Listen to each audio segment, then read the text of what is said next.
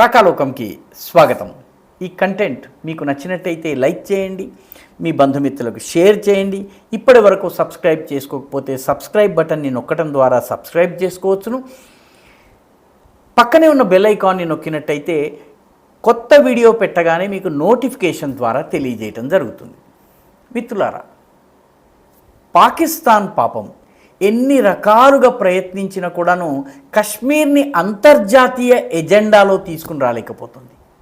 శతధా సహస్రధా అన్ని రకాలుగా ప్రయత్నించిన, తలకిందులుగా తపస్సు చేసిన, శీర్షాసనాలు వేసిన కూడాను అంతర్జాతీయ వేదికలలో వివిధ దేశాల చేత కశ్మీర్ ఇష్యూని ప్రస్తావించి భారతదేశాన్ని ఇరుకున పెట్టించాలని ప్రయత్నం చేసి పాకిస్తాన్ విఫలమవుతోంది.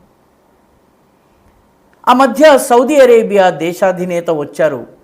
ఆయన వచ్చిన తర్వాత ఆయన చేత కశ్మీర్ గురించి చెప్పించాలనుకుంటే ఆయన చివాట్లు పెట్టి, సున్నితంగానే మొత్తానికి చివాట్లు పెట్టి, ముందు మీ దేశాన్ని సరిదిద్దుకోండి, తర్వాత కశ్మీర్ అని చెప్పి వెళ్ళిపోయారు. ఇప్పుడు తాజాగా ఇరాన్ దేశాధినేత అయినటువంటి ఇబ్రాహీం రైసీ పాకిస్తాన్లో పర్యటించారు. ఆయన వచ్చింది ఒకందుకు, పాకిస్తాన్ ఆయన్ని ఇంకొక రకంగా వాడుకునే ప్రయత్నం చేసింది. ఆయన వచ్చి పర్యటన చేసి లాహోర్, అదేవిధంగా ఇస్లామాబాద్, కరాచీ వంటి పట్టణాలకు ఆయన వస్తే మొత్తం బ్రహ్మాండమైనటువంటి ఏర్పాట్లు ఇవన్నీ చేసింది. ఆయన రక్షణకి కూడా రకరకాల ఏర్పాట్లు చేసింది. మొత్తం మీద ఆయన చేత కశ్మీర్ గురించి ఒక్క మాట మాట్లాడించడానికి ప్రయత్నించింది. మొదటి రోజున కశ్మీర్ విషయాన్ని ప్రధానమంత్రి షెబాజ్ షరీఫ్ ప్రస్తావించే ప్రయత్నం చేశారు. ఇబ్రాహీం రైసీ పెదవి విప్పలేదు. దీంతో కశ్మీర్ అంశాన్ని లేవనెత్తి, కశ్మీర్లో పాకిస్తాన్కి అన్యాయం జరుగుతోంది, ఒక ఇస్లామిక్ దేశంగా ఇరాన్ మరొక తోటి ఇస్లామిక్ దేశమైన పాకిస్తాన్కి మద్దతుగా నిలుస్తుంది అని అనిపించాలని ప్రయత్నించారు. కానీ అది అవ్వలేదు. చివరికి పర్యటన చివరిలో ఒక జాయింట్ డిక్లరేషన్, ఒక సంయుక్త ప్రకటనను వెలువరిస్తారు. అందులో మిగతా అంశాలతో పాటు కశ్మీర్ని జొప్పించే ప్రయత్నం చేసింది పాకిస్తాన్.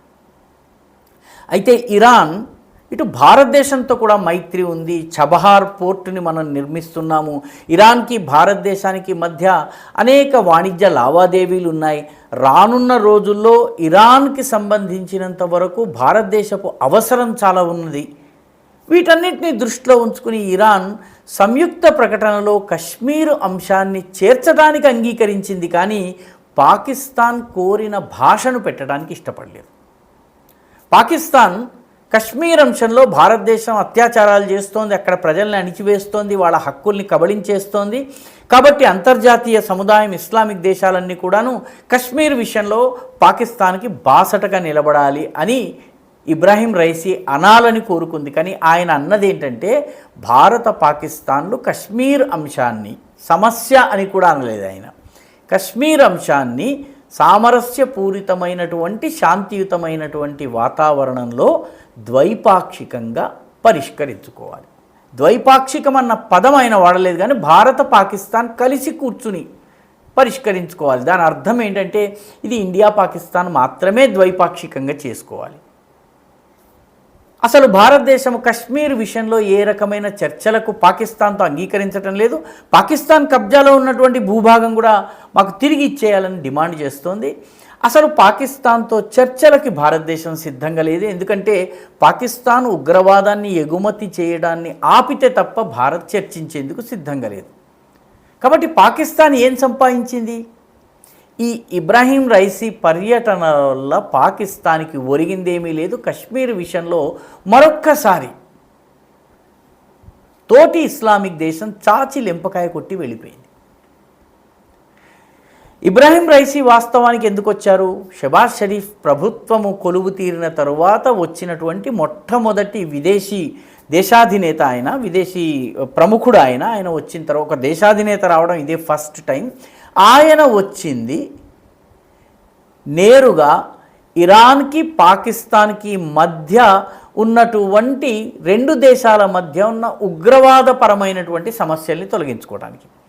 ఎందుకంటే ఇరాన్లో ఉన్నటువంటి తూర్పున ఉన్నటువంటి కొసన ఉన్నటువంటి రాష్ట్రం సీస్తాన్ బలూచిస్తాన్ ఒక సున్నీ ప్రధానమైనటువంటి రాష్ట్రము.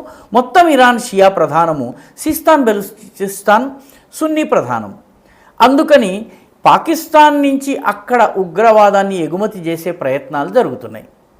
అదేవిధంగా పాకిస్తాన్లో ఉన్నటువంటి బలూచిస్తాన్ ప్రాంతంలో బలూచ్ ప్రజలు పాకిస్తాన్ నుంచి స్వాతంత్రాన్ని కోరుతున్నారు. వారికి ఇరాన్ నుంచి మద్దతు లభిస్తోంది. కాబట్టి పాకిస్తాన్ పైన ఇరాన్ దాడి చేసింది, ఇరాన్ పైన పాకిస్తాన్ దాడి చేసింది. ఈ రెండు దేశాల మధ్య ఉద్రిక్తతల్ని తొలగించేందుకు రైసీ వచ్చారు. ఒక $10 బిలియన్ వాణిజ్య లావాదేవీలకు సంబంధించిన ఒప్పందాలపై సంతకం చేయడానికి వచ్చారు. ఆయన వచ్చింది ఇరు దేశాలకు సంబంధించిన సమస్యను పరిష్కరించుకోవడం కోసము. మీరు ఉగ్రవాదాన్ని ఎగుమతి చేయకండి, మేము ఉగ్రవాదాన్ని ఎగుమతి చేయము, ఇద్దరము కలిసి ఇరు దేశాల్లో ఉన్న ఉగ్రవాదాన్ని అంతం చేద్దాం, ఈ లక్ష్యంతో ఆయన వచ్చారు. ఆయన చేత ఆయన నోట్లో కశ్మీర్కి సంబంధించిన అంశాలు పెట్టే ప్రయత్నం చేసింది పాకిస్తాన్. పూర్తిగా బొక్కబోర్లా పడింది. మరొక్కసారి అంతర్జాతీయ వేదిక పైన పాకిస్తాన్ తన ఎజెండాను కొనసాగించలేక అభాసు పాలైంది. ఈ వీడియో మీకు నచ్చినట్టయితే లైక్ చేయండి, షేర్ చేయండి, ఈ ఛానల్కు సబ్స్క్రైబ్ చేయండి. మీ అభిప్రాయాన్ని కమెంట్ల రూపంలో తప్పనిసరిగా పంపించండి.